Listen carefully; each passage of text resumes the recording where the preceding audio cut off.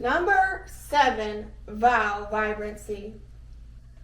The secrets of the universe, yet undiscovered, hold a deep attraction for you. You will probe and seek the answers to the mystical questions that surround the study of the occult and keep these answers to yourself. You will delve quietly but constantly, first into one subject and then another, until you learn all you can about each, storing this knowledge away for future use. You have no need in particular to brag about your discoveries or inculcate, inculcate, your friends with the mystic phenomenon that entrances you. It is sufficient for you alone to understand and believe. You study people quietly, always analyzing. Again, you have no need to divulge your impressions.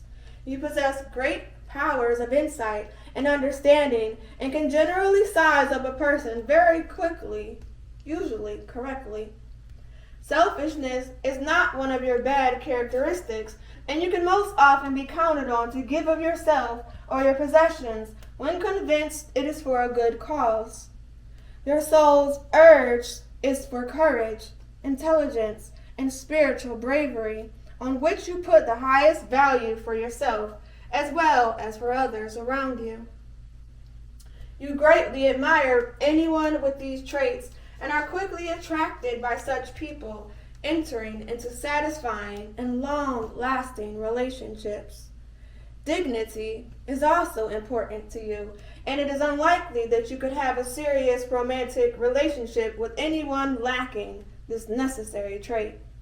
You feel that all life should be dignified, even in its squalor.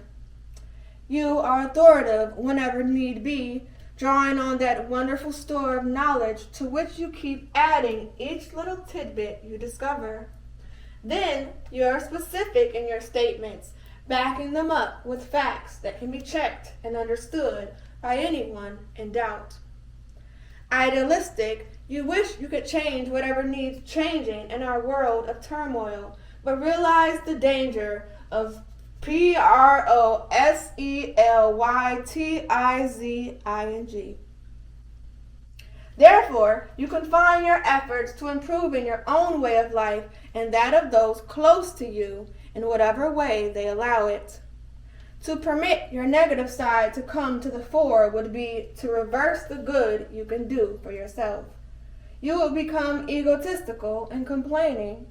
Your usual knack for intelligent conversation will be replaced with an argumentiveness that would undo all the good impressions you might have established.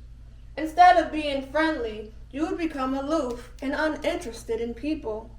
Needless to say, you must eschew negativity in order to allow the positive side of your nature to work toward the goals you have set for yourself.